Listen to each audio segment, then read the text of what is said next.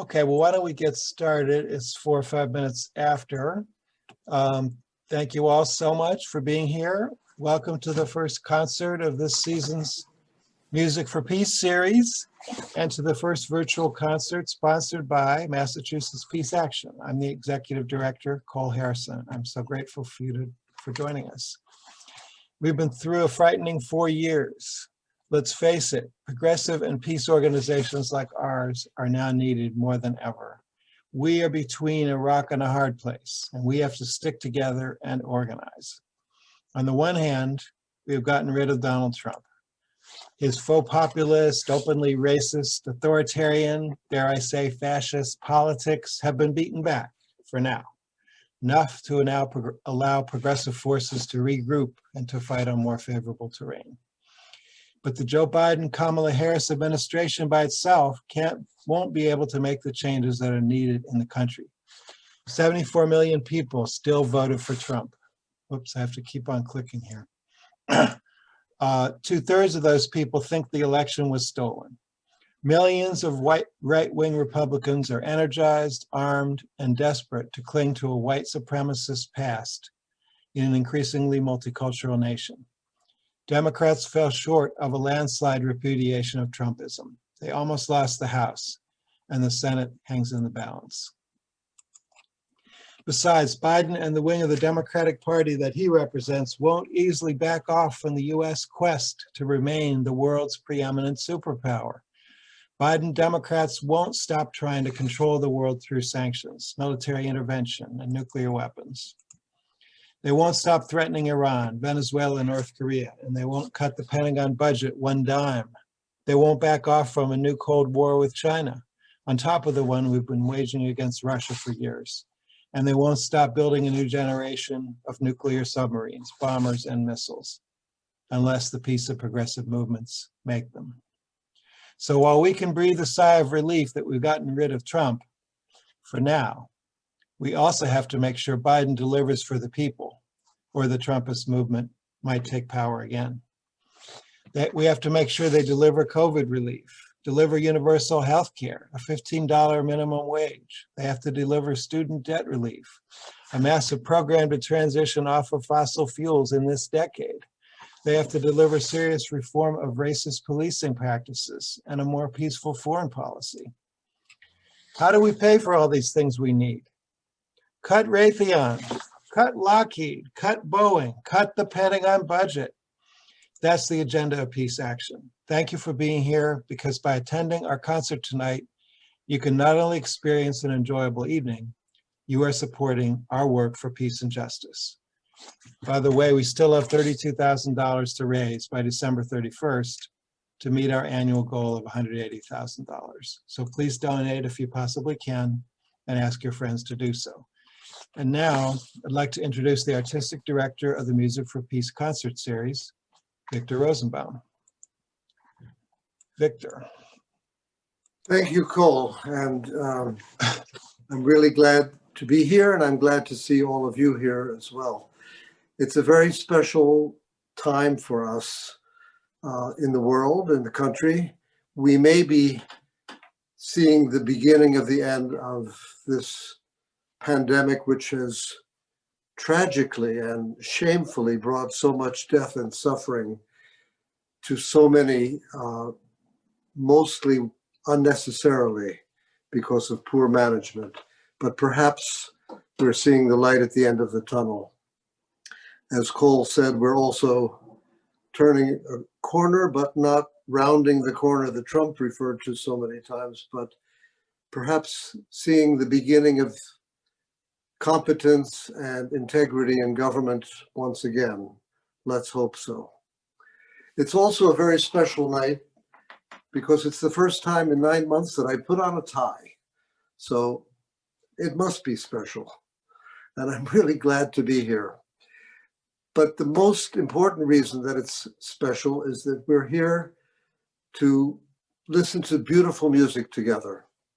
And if there's any more soothing salve for the soul in troubled times than music, then I don't know what it is.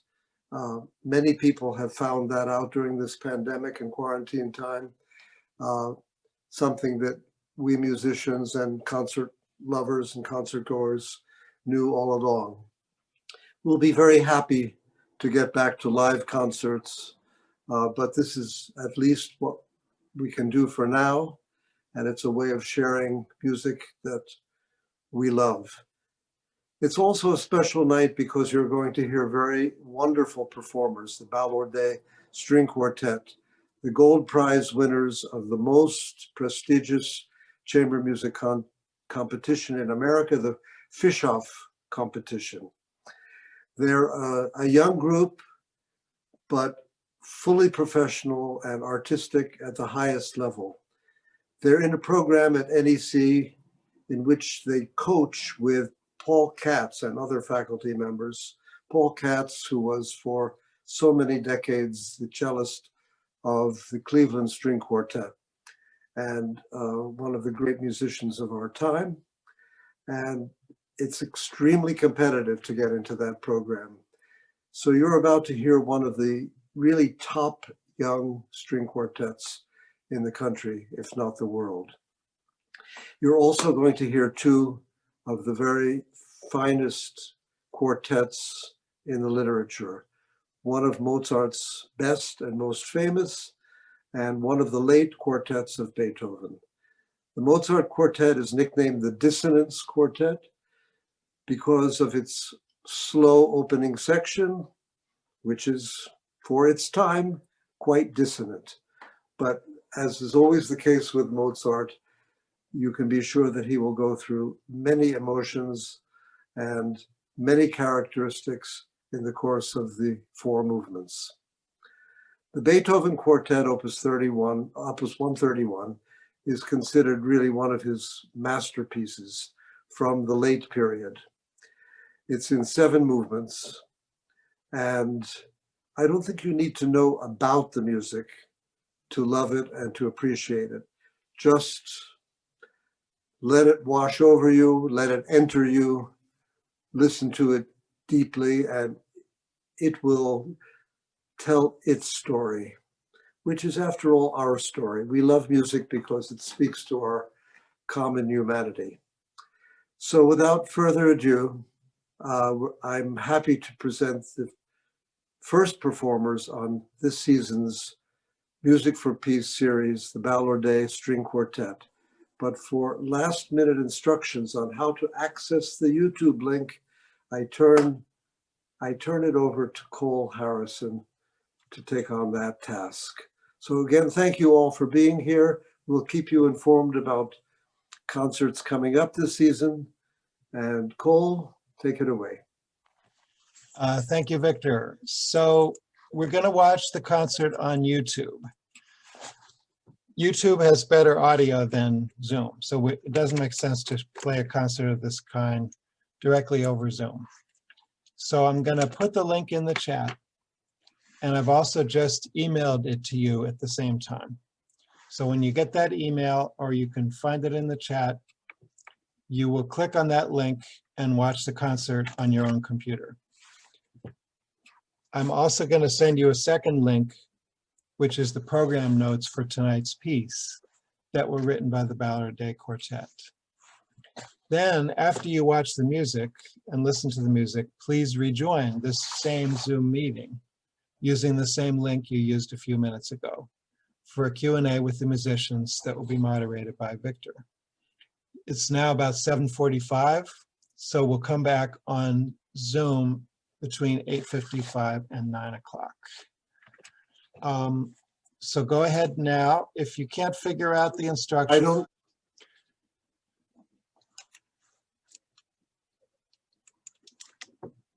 Welcome, everyone. We are joined by the members of the Balourdet Quartet. I'm going to ask them to introduce themselves and open up by saying a few words.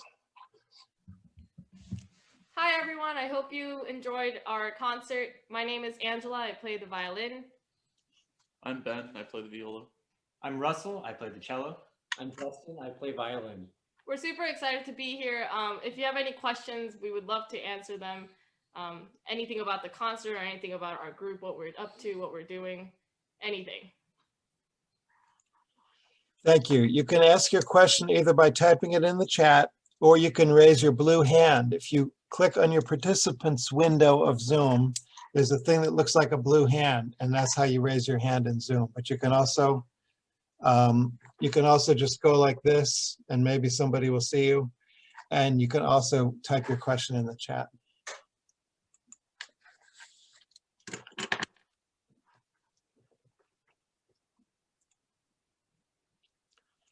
So you were dressed differently in the two pieces. How many, tell us about how you recorded them. Well, we recorded them on two separate occasions. The Beethoven was recorded at New England Conservatory, where we're the graduate quartet in residence. The Mozart we recorded, shortly before that at a different venue. But yeah, they were around the same time.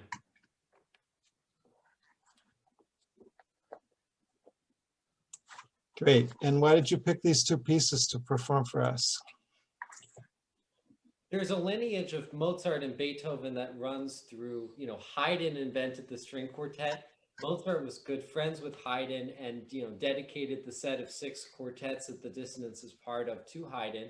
And Beethoven studied with Haydn, had a little bit of a contentious relationship with him, but this is the second to last full piece he ever wrote. This is him defining his legacy, and there's probably more in common with Haydn than any other composer in Beethoven's writing as well.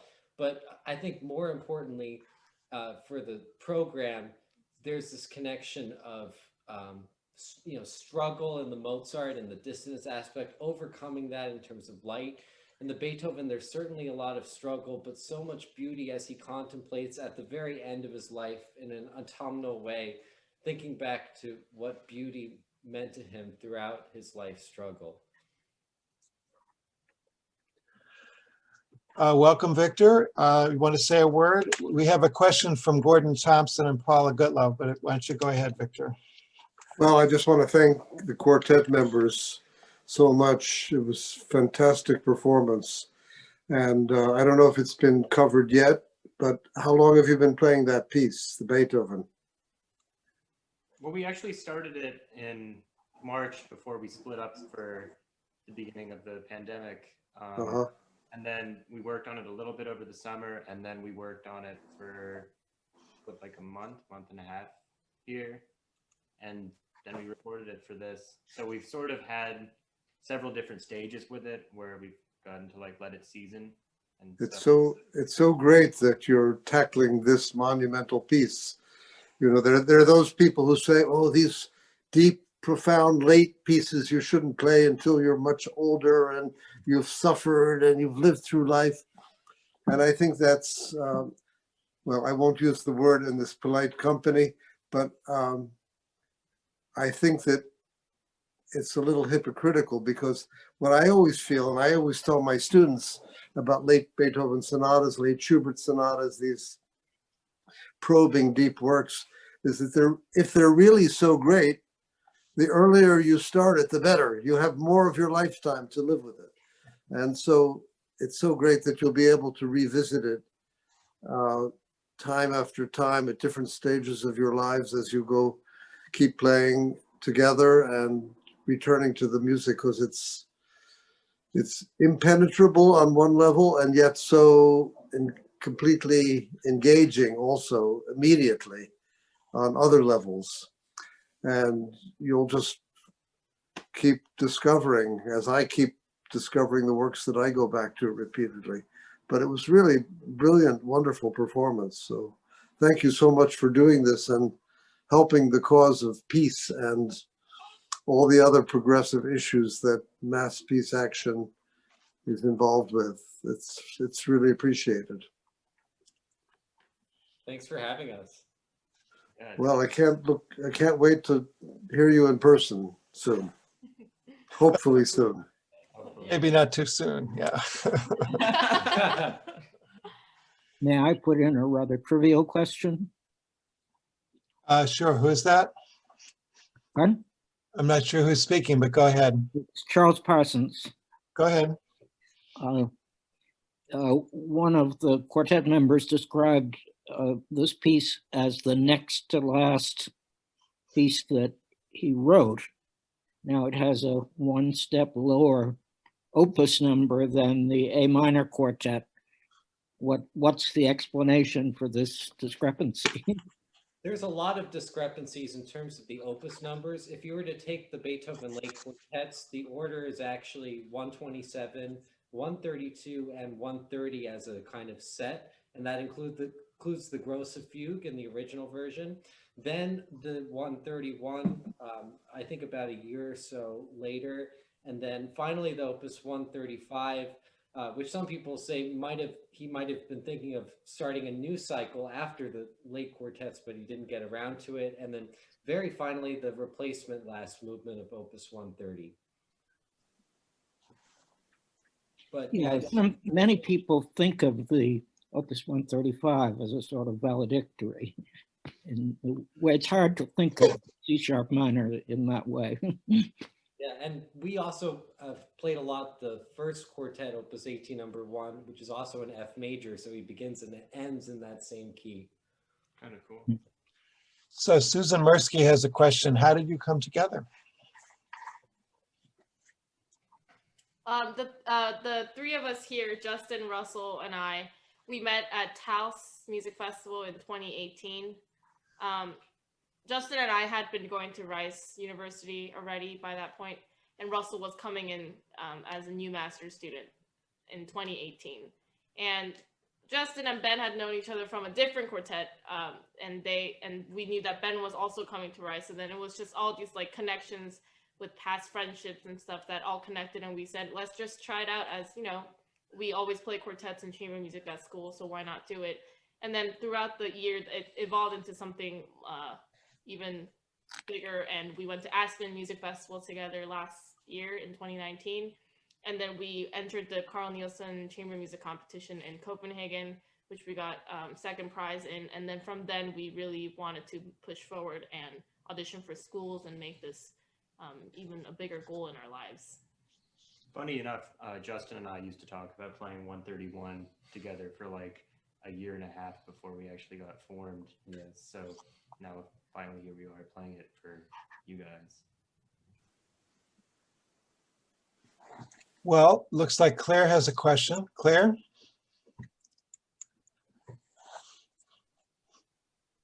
You're muted, Claire. You are muted. No, I don't think I had a question. I think I started to compliment and then I stopped typing. There's more than one Claire. Oh, So, there's two Claires. I'm sorry. yes, there's a lot of Claires around. I've been meeting them more and more lately. It's a silly question. Do you miss the applause, the encores, and the bowing? I know that you're in such an intense experience as you're performing, and the music is so wonderful. In some ways, it might even be easier than when you have an in-person audience. Just curious how that comes across. I think we really miss it. I guess I don't think it's easier to play without an audience. It definitely like you feel the atmosphere from. Can you speak up a little bit? I definitely don't think it's easier without an audience. It's really nice to have that sort of feedback. You know, maybe you played a beautiful slow movement. It's nice to hear, you know, the silence or like the audience reacting to it. And there's a certain like palpable tension within the room after something or even during a movement. And I think that gives like, I guess, a different rhetoric to the pieces that you're playing. And I really, really miss that aspect of performing. Are you? That's Next up. that's understating it. Let's face it. We performers want to have the cheering audience. That's all there is to it. Of course we want it. Most performers I know have a love-hate relationship with performing. I mean, it's difficult. It's tense. You get nervous, and after every concert, I say to myself, there must be an easier way to make a living. But then we come back for more, right? You know, we just want to do it. So Of course, this is no substitute on any level in any way for a live concert. Sound-wise, energy-wise, it's just not at all comparable. And part of it is being there together as a group, Yes. focusing, not being at home where you are likely to be checking your messages at the same time, or distracted by other things, or letting out the dog, but just there in a kind of communion with the performers and each other, the listeners. So that feeling of being able to hear a pin drop. Yeah, that's absolutely right. Well, Gordon and Paula have a question or a comment. Yeah, well, thank you so much. It was truly wonderful. I have a couple of little questions. And I did want to say that while we're sitting here listening, we're thinking, oh, we miss the church. Yeah. We just miss being in the church and feeling the sweat, you know, seeing you really, and we could see how emotional you were in the playing and just missing being there with you, but loving seeing it. And my curiosity is about the program notes, which are beautiful.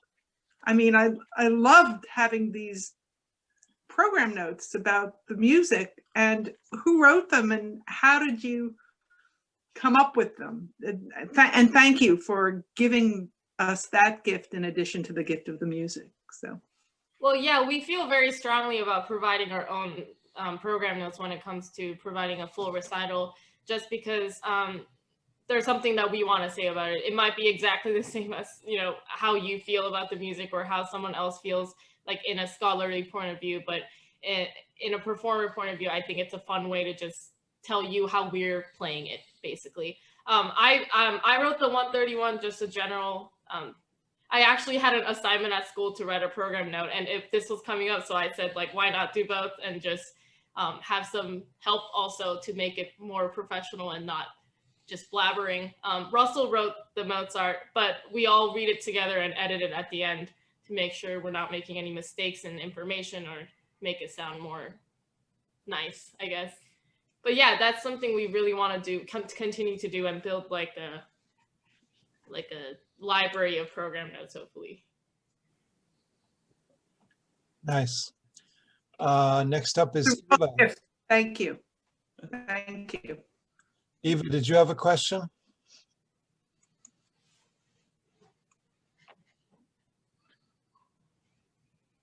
I have a question.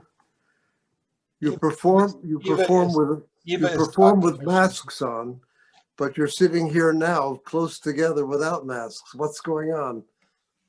Well, we basically like spend 24/7 together. So we pretty much consider ourselves like a family. When we're at school or at other venues where we have to record, we follow their policies of wearing masks accordingly and make sure that, you know, we're not making anybody who's working there or at the same venue uncomfortable or anything. I recognize the Keller Room for the Beethoven. What was the other venue? The other venue was called Flutistry. It's a flute store in Boston. It's a long story how we ended up recording there, but it was an available venue for us to record in. Okay. Other questions? Eva, you are muted.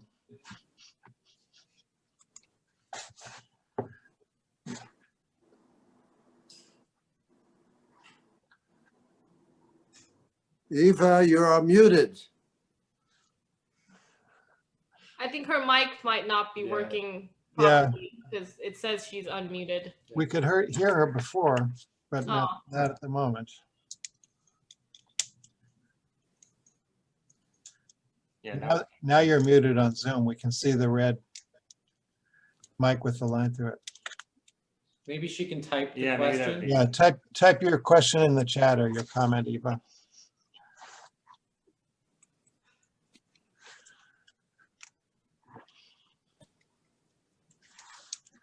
Well, while she's doing that, maybe somebody else has a comment. Well, Well, I see in the chat box asking how old we are. And I don't know.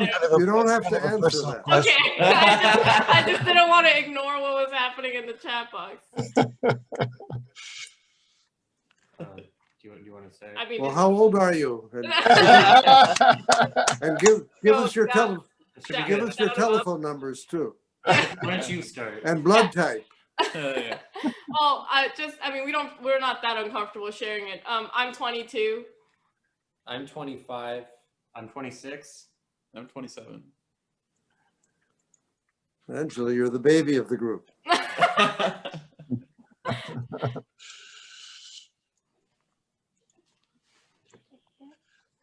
Okay, well, thank you. Maybe that's enough. And Balourdet, if you want to say a final word, and Victor, if you do, maybe we can wrap it up. I'll just want to thank you again and thank everyone for coming and sharing the music and also supporting a wonderful and important organization. And special thanks to Cole, who arranges everything and at the same time is working on setting up dozens of conferences and petitions and meetings all the time. And basically a staff of one, so doing incredible work. Two. I have a full-time assistant now, Brian. Good. So he's not here tonight, but he's and a board that helps too, I think, from time to time in some ways. You sure do. So thank you, Cole, and thank you, guys in the string quartet. Look forward to getting together and hearing you again. Perhaps playing together sometime. Absolutely. Great. Thank you to you as well for inviting us and to Cole for having us. And I'm grateful for Paul Katz for recommending you. I asked him if he had a wonderful young string quartet to recommend, and he said, wait, we're having our auditions. I'll send you the best one. And so he wrote back saying, we've got the group for you. They're terrific. You know, I just have a suggestion. Maybe we could all unmute and clap for the wonderful music we just heard. Well, that's a great idea. Yay.